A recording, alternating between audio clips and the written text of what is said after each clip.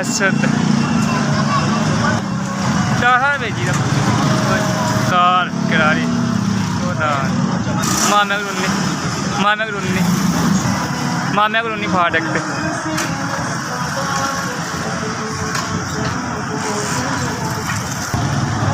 तीन बच्चे मेरे इतने ब्याह 200-300 रुपया लभ जाते गुजारा करने पे छोटे छोटे बच्चे पानी किराए का घर मेरा बैर कोई नहीं है।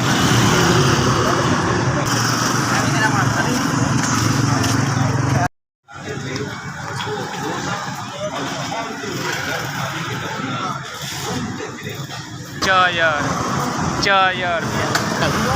किन्ने मेरी मदद की सन रुट्टी दे जिंदी देवे अल्लाह ताला और खैर करे भैन भ्रा की खैर करे अल्लाह बच्चे की जिंदगी खैर करे गरीबां ने भला किया है ऐस कि तेरा भला होए तो अल्लाह बहुता देवे